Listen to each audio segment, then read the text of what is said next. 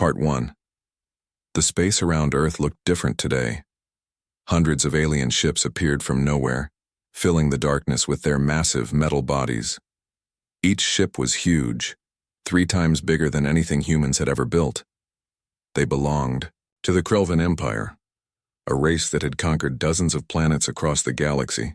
Commander Zixlar sat in his command chair on the biggest Krelvan ship. His 6 eyes studied the human fleet on his screen. He counted only 50 ships. They looked old and weak, like toys compared to his 300 warships. His mouth parts clicked together in what humans would call laughter. "Look at them," Zixlar said to his officers. "These primitives think they can fight us. This will be over before lunch." His crew laughed with him. They had fought many wars and won them all. The Krelvan had better weapons, stronger shields, and faster ships. Every species they met either surrendered quickly or died slowly. Humans would be no different. On the human flagship called the Defiance, Captain Jake Morrison watched the alien fleet appear. His hands gripped the arms of his chair tightly, but his face stayed calm. Around him, his crew worked at their stations. Everyone knew this might be humanity's last day. "Sir, the aliens are sending us a message," said Lieutenant Amy Richardson. She was the communications officer, young but trained well. "Let's hear it," Jake said. The main screen changed. Now it showed Commander Zixlar. The alien looked like a giant insect with too many eyes and sharp mouth parts. When he spoke, a computer translated his words into English. "Human Commander, I am Zixlar of the Krelvan Empire. We have studied your pathetic technology. Your weapons cannot hurt our ships. Your shields are weak. Your engines are slow. Surrender now, and some of you may live as our slaves. Refuse, and we will destroy every human in this system." Jake stood up slowly. Behind him, Commander Paul Bennett pulled up images of the alien fleet. The numbers looked bad, really bad, but Jake's face showed no fear. "Here's my answer," Jake said. "Turn your ships around and leave. Do that and you'll live long enough to tell people you were smart enough not to fight humans." For a moment, Zixlar just stared. Then he started laughing so hard his whole body shook. All across the Krelvan fleet, other aliens heard the humans' words and laughed too. The idea that these weak humans would threaten them was the funniest thing they had heard in years. "You amuse me, human," Zixlar said, still laughing. "Very well. We will show you what real war looks like. Perhaps your last moments will at least be entertaining." The screen went black. Jake turned to his crew. Every person on the bridge looked scared but determined. They had families on Earth. They had friends on the space stations. If they failed today, everyone they loved would die. "Listen carefully," Jake said to all 50 human ships on the fleet channel. "The aliens think we're weak. They think our ships are garbage. They think this will be easy. Let them think that.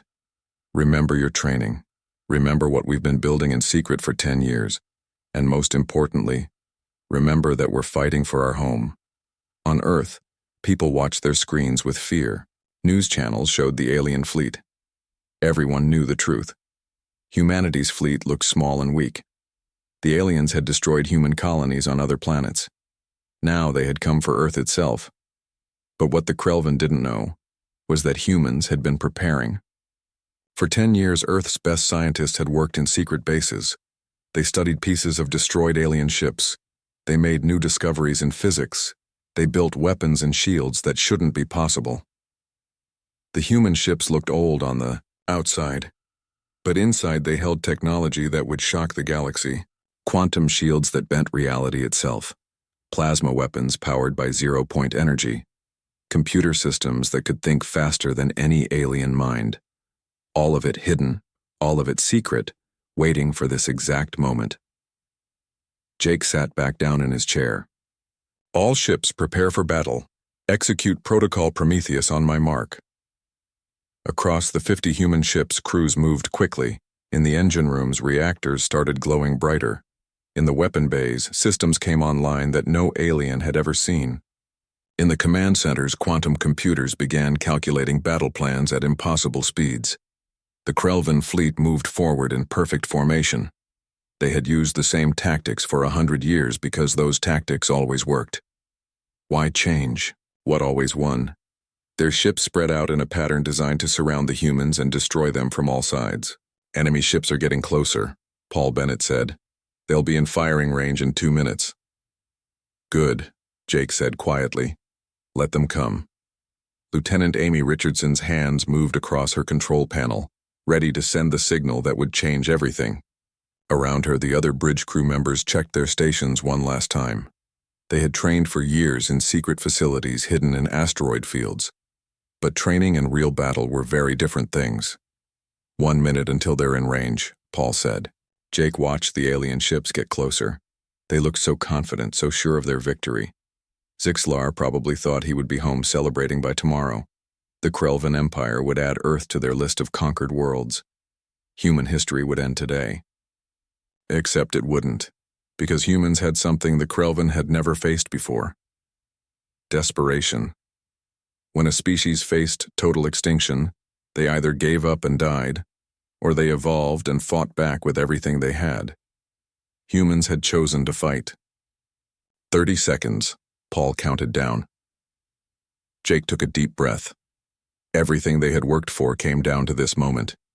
If their secret technology failed, if their new weapons didn't work, then Earth was doomed. But if it worked, if their scientists had been right about everything, then the Krelvan were about to learn a very painful lesson. Never underestimate a species with nothing to lose. All ships, Jake said calmly into the fleet channel. Shields up, weapons ready. Wait for my command. The Krelvan fleet opened fire first. Bright beams of energy shot across space, powerful enough to destroy moons. They hit the human ships directly. Zixlar smiled, already imagining his victory. Then his smile vanished.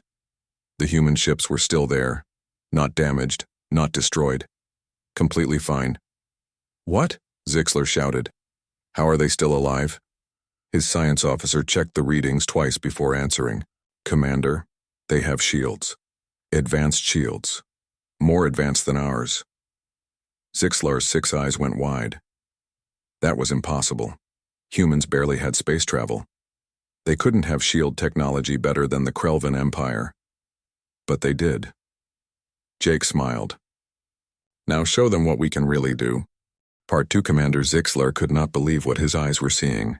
His powerful weapons had hit the human ships directly. Those weapons could destroy entire cities. They could melt through the strongest metal. But the human ships just sat there in space, completely undamaged. Scan them again, Zixlar ordered his crew. Find out what kind of shields they have. His science officer worked quickly at his station. The numbers that came back made no sense.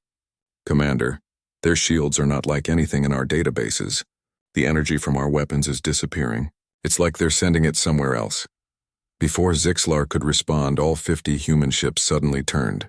They moved together perfectly, like one giant creature instead of 50 separate ships. Their movements were smooth and fast, much faster than ships that size should be able to move. On the Defiance, Jake Morrison watched his tactical display. The Krelvan had fired first just like he knew they would, and just like he hoped, their weapons had done nothing to the human shields. All ships return fire, Jake ordered. Let's show them what Earth has been building. The Defiance fired its main weapon. A beam of pure white energy shot out, moving almost at the speed of light. It crossed the space between the fleets in less than a second and hit a Krelvan destroyer right in the center. The alien ship's shields flickered like a broken light bulb. Then they failed completely. The energy beam punched through the hull like it was made of paper. The ship exploded in a massive ball of fire that lit up the darkness of space. Across the battlefield, the other 49 human ships fired their weapons. More Krelvan ships exploded. The perfect alien formation fell apart as ships tried to dodge and failed. In 30 seconds, 20 Krelvan ships were destroyed. Impossible, Zixlar whispered. They were supposed to be primitive. Our intelligence report said they barely had nuclear weapons. His tactical officer's voice shook with fear. Commander, those are plasma cannons. Military-grade plasma cannons. How do humans have this technology? The answer was simple, but the Krelvan would never have guessed it. Humans had lied. For years, they let the Krelvan think they were weak. They let the aliens believe Earth had only basic weapons. Meanwhile, in secret bases hidden across the solar system, human scientists had been working day and night. They studied the wreckage from alien attacks. They made breakthroughs in physics that even the Krelvin had not discovered. They built weapons and shields using theories that were brand new, and they tested everything in complete secrecy, waiting for the day when the Krelvin would come to Earth with their full fleet.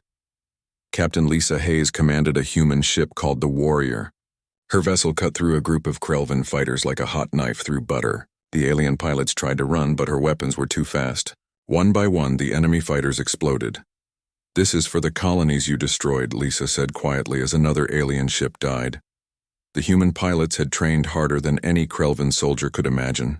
They had spent years in simulators practicing every possible battle situation. They had pushed their bodies to the limit, using genetic enhancements that let them handle extreme forces. Where alien pilots needed time to recover from sharp turns, human pilots just gritted their teeth and flew harder. Commander Greg Phillips sat on the bridge of his ship, the Guardian. He watched the battle like a chess master watching a game. Before the war, he had been one of Earth's best strategic thinkers. Now he commanded the human fleet's movements, always thinking 3 steps ahead of the enemy. "Krelvin heavy cruiser moving toward our left flank," his sensor officer reported. "I see it," Greg said calmly. "Watson and Ellis, join me. Let's try the hammer formation." 2 other human ships broke away from their fights and moved toward Greg's position. The 3 ships formed a triangle around the approaching Krelvin cruiser. Then something strange happened. Each human ship began sending out a special signal. The signals worked together, creating a frequency that made the Krelvin ship's shields vibrate. The vibrations got stronger and stronger until the shield generators simply broke apart. Without shields, the cruiser was helpless. All 3 human ships fired at once and the alien vessel exploded. "That's what happens when you use the same technology for 100 years, Greg said. "Once we figured out the weakness in your shields, every one of your ships became an easy target." Back on his flagship, Zixler watched his fleet die. Ships that had conquered worlds were exploding like fireworks. Pilots who had never lost a battle were running away in terror. The mighty Krelvin Empire was losing to a species they had called primitive. "Get me damage reports," Zixlar ordered. "How many ships have we lost?" His tactical officer checked the numbers and his face went pale. "Commander, we've lost over 50 ships already. The humans have only lost 3, and those were lucky shots. 50 ships gone in less than an hour." Zixler had led battles for 30 years and never lost this many vessels this quickly. The humans were not just winning. They were dominating the fight completely. "How are they doing this?" Zixler asked. "Their targeting systems must be incredibly advanced." He was right. Human targeting systems used quantum computers that could predict enemy movements before they happened. The computers analyzed thousands of possible actions every second and chose the best response. No Krelvin pilot could outthink a machine that processed information faster than any biological brain. In the human fighter squadrons, pilots like Henry Walsh and his weapons officer Mary Kim were having the time of their lives. They flew their small fighter craft through waves of enemy ships, destroying everything they saw. 3 more fighters down," Mary announced as she fired their weapons. "That's 25 for me today, Henry. Think you can help me get to 30? "Hold on tight," Henry said with a wild grin. He pushed their fighter into a spin that would have killed a Krelvin pilot. The G-forces were intense, but their enhanced bodies handled it easily. He came out of the spin right behind an enemy bomber and Mary destroyed it with 1 shot. The human fighters were small and fast, designed for speed over armor. They could outrun anything the Krelvin had. Their pilots had trained since childhood in virtual reality, logging thousands of practice hours before ever sitting in a real cockpit. The Krelvin pilots trained in standard military academies simply could not keep up. Lieutenant Amy Richardson monitored communications from all 50 human ships. She heard the excitement in the pilots' voices, the confidence in the captain's orders. Earth's fleet was winning, really winning, against an empire that had conquered half the galaxy. "Sir, all ships report green status," she told Jake. "Shields holding at 90%. Ammunition reserves still at full capacity." Jake nodded. The plasma weapons used 0-point energy, which meant they never ran out of ammunition. The quantum shields barely used any power at all. Humans could fight for days if needed, while the Krelvin were already running low on resources. "All ships advance," Jake ordered. "Stay in formation. Let's push them back." The human fleet moved forward as one. They had practiced this 1,000 times in simulations. Every captain knew exactly where to be, exactly when to fire, exactly how to support the ships next to them. The Krelvan fleet, scattered and confused, could not organize any kind of defense. More alien ships died. Some tried to retreat, but human fighters chased them down. Others tried to surrender. But the battle was moving too fast for anyone to accept surrender yet. The Krelvan had come expecting an easy victory and found instead a nightmare they could not escape. Zixlar slammed his appendages against his command console in frustration. Everything was going wrong. His superior numbers meant nothing. His advanced technology was useless. His experienced crews were dying like untrained recruits. "This cannot be happening," he said. "They're just humans," but they were not just humans anymore. They were a species that had faced extinction and refused to accept it. They were warriors forged in desperation, innovators driven by necessity. They were everything the Krelvan were not: adaptable, creative, and absolutely unwilling to surrender. Part 3. The battle had been going for 3 hours now. Commander Zixlar looked at his fleet status display and felt sick. He had started with 300 ships, the pride of the Krelvan Empire. Now he had less than 200 left. Meanwhile, the human fleet had only lost 3 ships, and those losses were from lucky hits more than any skill. "How many more can we afford to lose?" asked Subcommander Krelix, his voice filled with worry. Zixlar had no answer. Every battle plan he tried failed. Every tactical move the humans predicted before he made it. It was like fighting against an enemy who could read his mind. Captain Nicole Carter pushed her ship, the Valiant, through a barrel roll that should have torn the vessel apart. The forces were incredible, but her body had been enhanced to handle it. Her crew had trained in high-gravity chambers on Earth, making their bodies stronger than any Krelvan could imagine. "Firing missiles," Nicole announced. She launched 6 projectiles at a Krelvan cruiser. The aliens saw the missiles coming and relaxed slightly. Missiles were old technology, easy to shoot down or avoid, but these were not ordinary missiles. Each one contained a miniaturized fusion bomb wrapped in a gravity field generator. When the missiles hit the Krelvan cruiser, they did not just explode. They created tiny black holes that crushed the ship from the inside out. Metal folded in on itself like paper. The cruiser collapsed into a ball of twisted metal and then exploded. "Target destroyed," Nicole's tactical officer reported. "Moving to next target." Across the battlefield, other human ships were using equally devastating weapons. Captain Danny Foster on the horizon had just activated something the Krelvan had never seen before. His ship seemed to flicker in and out of existence. "What's happening to that human ship?" a Krelvan officer shouted. "It's disappearing and reappearing." Danny smiled as his ship performed what humans called a phase jump. His vessel briefly shifted into a parallel dimension where the normal rules of space did not quite apply. One moment he was in front of an enemy battleship.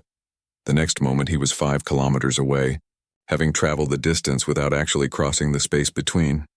"Fire," Danny ordered. His weapons officer, Lieutenant Karen Price, locked onto the confused Krelvan ship and fired.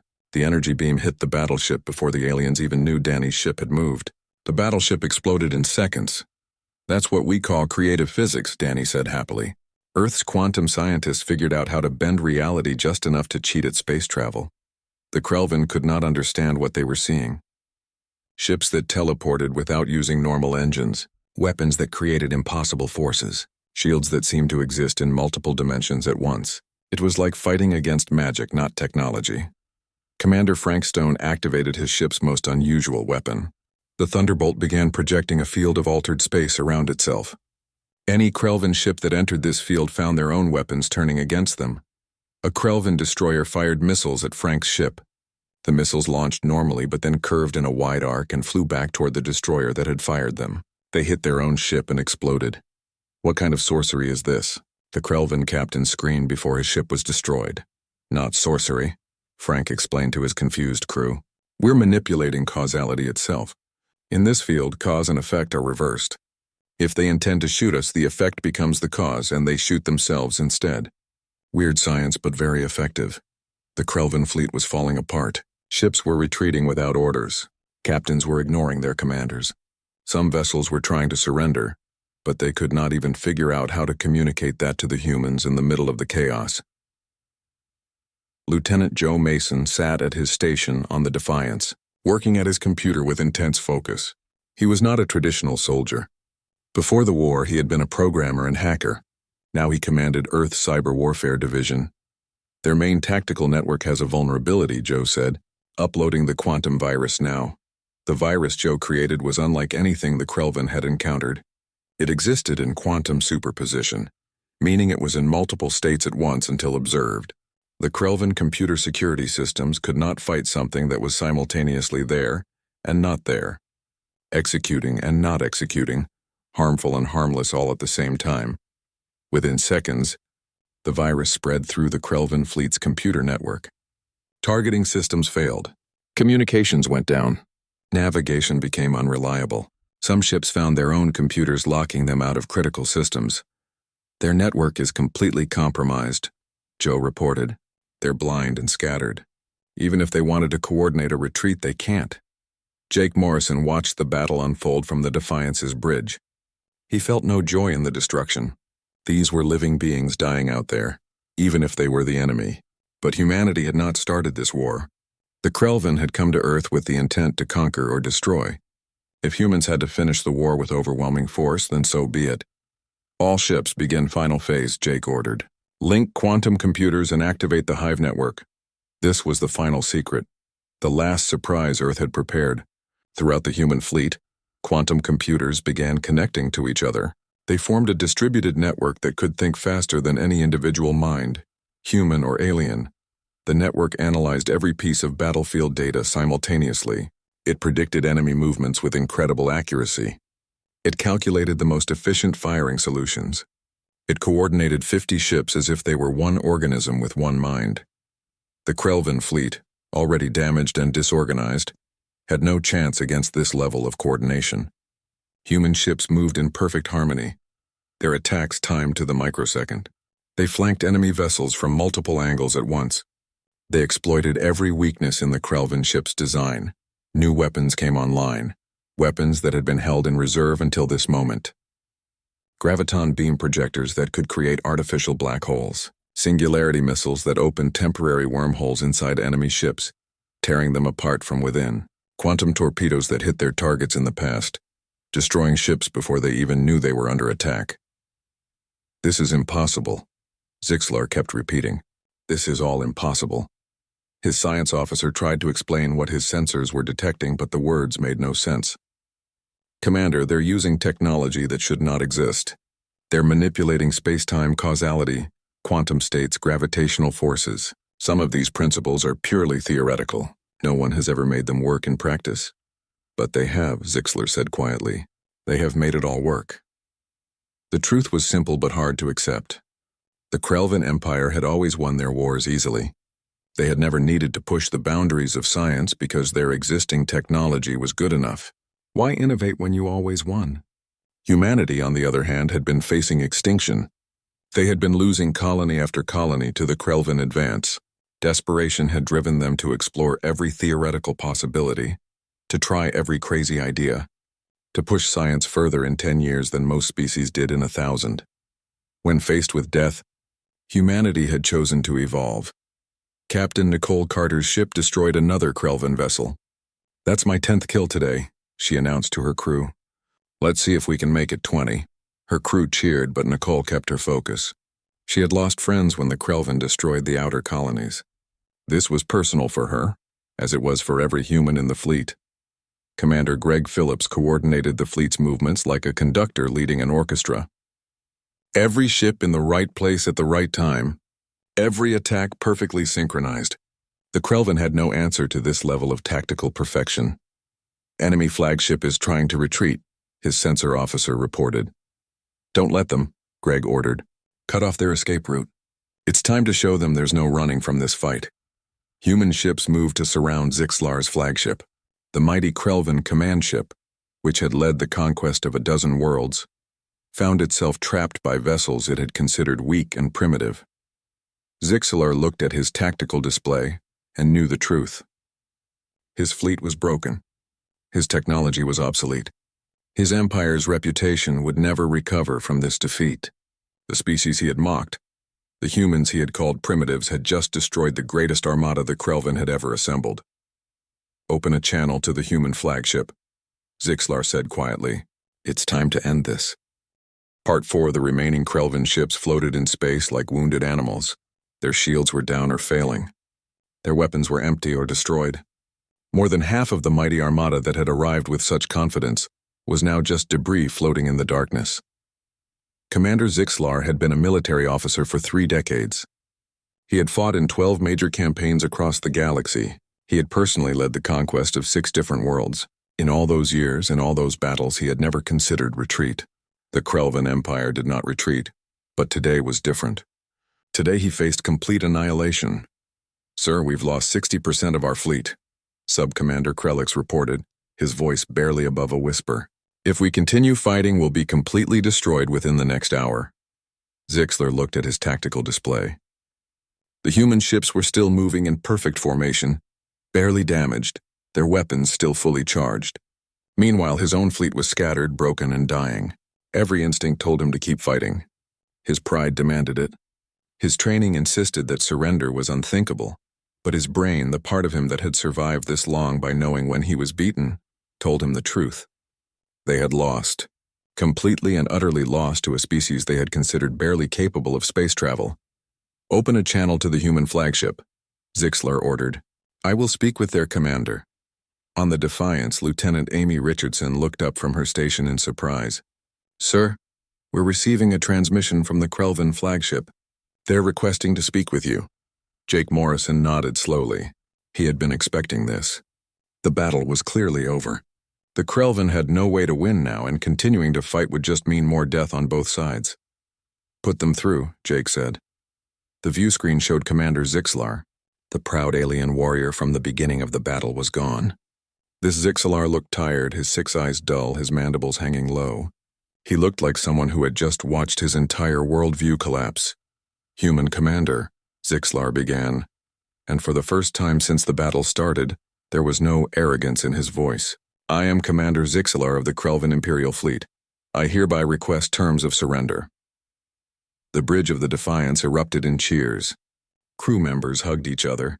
Some cried with relief. Others just sat at their stations exhausted, unable to believe they had actually won. Jake held up his hand for silence. This was a critical moment. How humanity handled this victory would shape their relationship with alien species for years to come. Show too much mercy and the Krelvan might see them as weak. Show too much cruelty and other species might fear them. "Commander Zixlar," Jake said carefully, choosing each word with precision, "humanity accepts your surrender.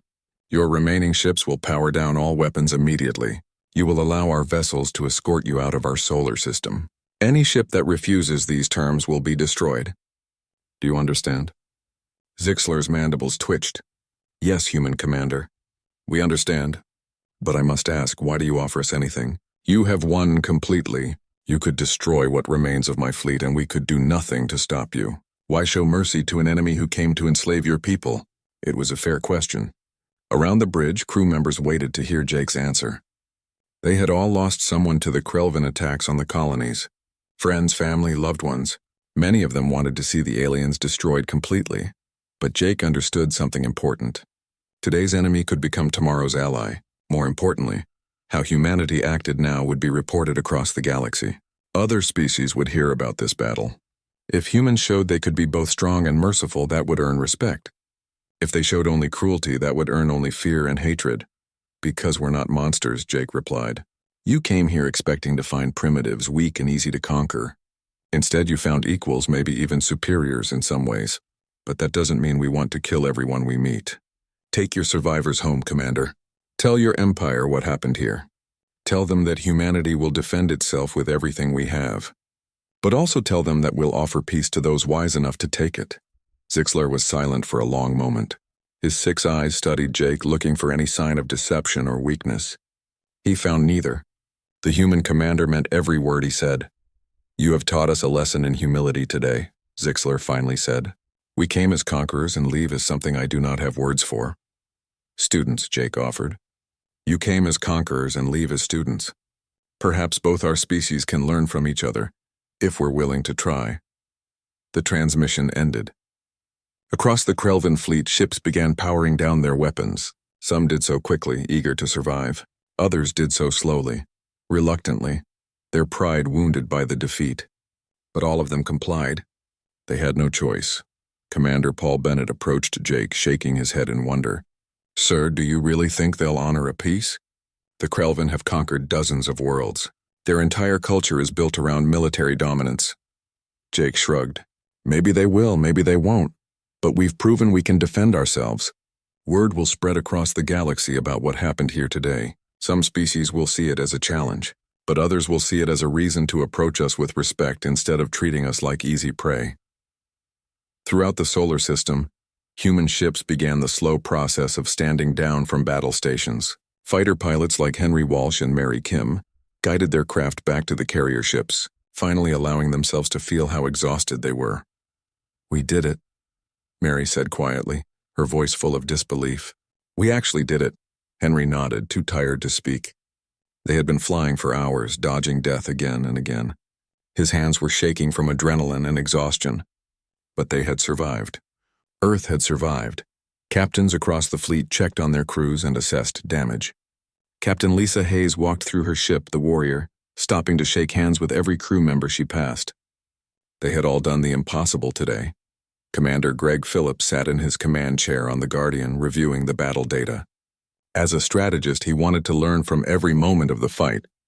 What had worked well? What could they improve? Because while they had won today, there would be other battles, other enemies. Sir, receiving reports from all ships, his communications officer said. Total human casualties. 3 ships destroyed, 47 personnel killed, 123 wounded. Greg felt the weight of those numbers. 47 families who would never see their loved ones again. 123 people injured, some probably permanently. Victory had come at a cost, even if it was far less than it could have been. Make sure every family is notified personally, Greg ordered. And I want full military honors for everyone we lost. They saved Earth today. On Earth itself, celebrations were beginning. People poured into the streets of every city, cheering and crying with relief. News channels showed the Krelvin fleet retreating, escorted by human ships. The impossible had happened. Humanity had won, but Jake Morrison did not celebrate. He stood on the bridge of the Defiance and looked out at the stars, thinking about the future. This battle was over, but the war between humans and aliens was just beginning. Amy, he said quietly, send a message to Earth Command. Tell them the battle is over. Tell them we won. And tell them that humanity's place in the galaxy has changed forever. We're not victims anymore. We're not the weak species waiting to be conquered. We're players now, and everyone in the galaxy better remember that. As the message traveled toward Earth, the Krelvin fleet began its long journey home. They would carry news of their defeat, yes, but also news of a species that had done the impossible. A species that had been written off as weak and primitive, but had revealed themselves to be innovative, powerful, and absolutely unwilling to surrender. In the weeks and months to come, stories about the Battle of Earth would spread across the galaxy. Different species would hear the tale and react in different ways. Some would be impressed. Some would be frightened. Some would see humanity as a potential ally. Others would see them as a new threat. But all of them would learn the same lesson that the Krelvin learned today. Never underestimate humanity. Part 5. 3 days after the battle, the last Krelvin ship left Earth's solar system. Human vessels escorted them to the edge of their territory, and then watched them jump into hyperspace. The aliens were going home, carrying with them the story of their defeat. On Earth, the celebrations continued. Cities held parades. Governments declared holidays. Monuments were built to honor the 47 people who had died defending their home. But beneath the joy and relief, everyone understood that things had changed forever. Captain Jake Morrison sat in his quarters on the Defiance, reading reports from Earth Command. The military wanted to debrief every captain, every pilot, every crew member who had fought in the battle. Scientists wanted to analyze the battle data. Politicians wanted to know what this meant for humanity's future. A knock on his door interrupted his reading. "Come in," he called. Commander Paul Bennett entered, carrying 2 cups of coffee. He handed one to Jake and sat down. Both men looked exhausted. They had barely slept since the battle ended. "The scientists are already arguing about what we should do next," Paul said. "Some want to build more ships immediately. Others want to focus on improving our technology even further. And the politicians are debating whether we should reach out to other alien species or wait for them to come to us." Jake sipped his coffee and considered the question. "What do you think we should do?" I think we should be careful, Paul replied. We won this battle, but we were lucky too. If the Krelvin had known what we were capable of, they might have attacked differently. Next time, we might not have the element of surprise. Jake nodded. Paul was right. Surprise had been their greatest weapon. The Krelvin had expected weak primitives and found advanced warriors instead. But now that secret was out. Every species in the galaxy would hear about Earth's technology. Future enemies would come prepared. We need to keep innovating, Jake said. The moment we stop improving is the moment we become vulnerable again. Our scientists bought us a victory today. We need to make sure they can do it again tomorrow. Across the solar system, life was slowly returning to normal. The 50 human warships that had fought the Krelvin were docking at space stations for repairs and resupply. Crews were being rotated out, given time to rest and recover. Some would return to service. Others, traumatized by the battle, would need longer to heal. Captain Nicole Carter walked through the corridors of her ship, the Valiant. Repair crews were already fixing the damage from the few hits they had taken. She stopped at a memorial wall where pictures of the 3 ships they had lost were displayed. The crews of those vessels had died protecting Earth, and Nicole made sure everyone who walked past would remember their sacrifice. Captain, one of her junior officers said, approaching carefully, I've been thinking about something. The Krelvin came here with 300 ships and we beat them with 50. What happens if the next enemy comes with 1,000 ships? Or 10,000? It was a good question, one that Nicole had been asking herself. Then we'll need to be even smarter, she said. We can't match the big empires in numbers. We don't have enough people or resources. But we can match them in technology and tactics. We can be faster, more creative, more adaptable. That's how we survive. The young officer nodded, but he still looked worried. Nicole understood why. Earth had won one battle. But the galaxy was huge, filled with species far more powerful than the Krelvin. Humanity had announced its presence in a dramatic way. Now they had to figure out how to survive in a universe where they were no longer hidden. In secret laboratories across Earth and its colonies, scientists were already working on the next generation of weapons. The technology they had used against the Krelvin was impressive, but they knew it would not be enough forever. Other species would study the battle, would figure out how human shields and weapons worked, would develop countermeasures. Dr. Linda Chang led a team working on quantum entanglement weapons. These would be able to strike targets instantly, anywhere in the universe without traveling through normal space. If they could make it work, no enemy would be safe. Dr. Kevin Brown was developing biological enhancements that would make human soldiers even stronger and faster. He believed that combining technology with human biology was the key to future victories. And Dr. Sophie Martinez was exploring something even more radical. She wanted to create artificial intelligence that could help command ships in battle, making decisions faster than any human could. Some people feared this technology, worried about machines making life-and-death decisions. But Sophie argued that in future battles, the side with faster decision-making would win. All of these projects were risky. Some might fail. Some might take years to complete. But humanity had learned an important lesson. Innovation was not optional. It was survival. Commander Greg Phillips submitted his final battle report to Earth Command. In it, he detailed everything that had worked and everything that could be improved. The human fleet had fought brilliantly, but there had been mistakes too. Close calls that almost ended in disaster. Tactical decisions that could have been better. We got lucky, Greg wrote in his conclusion. The Krelvin underestimated us and we exploited that advantage perfectly. But we should not expect future enemies to make the same mistake. We must continue to improve, continue to innovate, and continue to prepare for threats we cannot yet imagine. 5 days after the battle, Earth received its first communication from another alien species. The Talaxan Confederacy, a group of peaceful traders, sent a diplomatic message. They had heard about the Battle of Earth and wanted to open formal relations with humanity. We have always avoided contact with primitive species, the Talaxan ambassador explained in his message. But clearly humans are not primitive. We would like to establish trade agreements and share information about the galaxy. There is much you do not know and we can help you learn. This message sparked heated debate on Earth. Some people wanted to accept immediately. Others worried it might be a trap. The Krelvin had seemed friendly at first too, before they started attacking colonies. Jake Morrison was asked to give his opinion. He thought carefully before responding.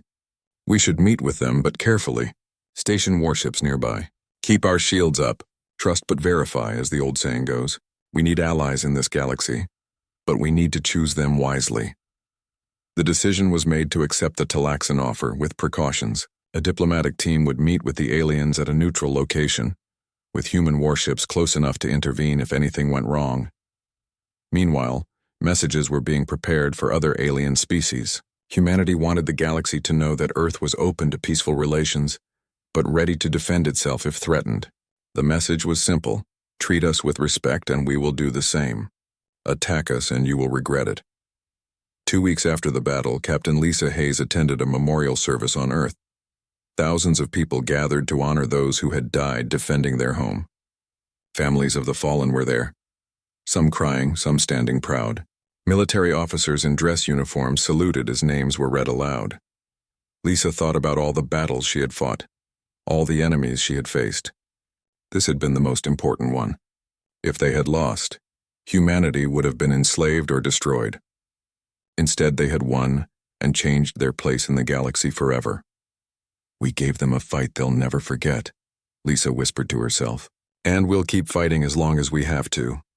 On the Defiance, Jake Morrison received orders for his next mission.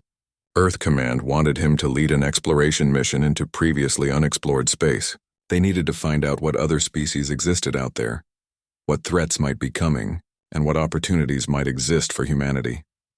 It seems our war is just beginning, Paul Bennett said when he heard about the mission. No, Jake corrected him. The war is over. But our journey is just starting. We've proven we can fight. Now we need to prove we can thrive. We need to build alliances, establish colonies, and become a real power in this galaxy. That's the mission now. The Defiance and 9 other ships prepared to leave Earth on their exploration mission. They would travel to distant stars, meet new species, and map unknown territories. Some of those meetings would be friendly. Others might lead to conflict. But humanity was ready now, in a way they had never been before. As Jake stood on his bridge and watched Earth disappear behind them, he thought about how far humans had come. Just 50 years ago, they had been confined to one planet, dreaming about the stars. Then they had achieved faster-than-light travel and begun to explore. Then the Krelvan had attacked and nearly destroyed them. And now, having survived that trial by fire, they were stronger than ever. Course set for the Andromeda sector, his navigator announced. Take us out, Jake ordered. Let's show the galaxy what humanity can do. The 10 ships jumped into hyperspace, leaving Earth behind. They carried with them humanity's hopes, dreams, and determination. Whatever they found out there, whatever challenges they faced, they would meet them with the same courage and innovation that had won the Battle of Earth. Because humanity had learned the most important lesson of all. They were not victims. They were not weak. They were survivors, innovators, and warriors. They had been tested and had emerged stronger. The galaxy would learn to respect them or fear them, but it would never ignore them again. The age of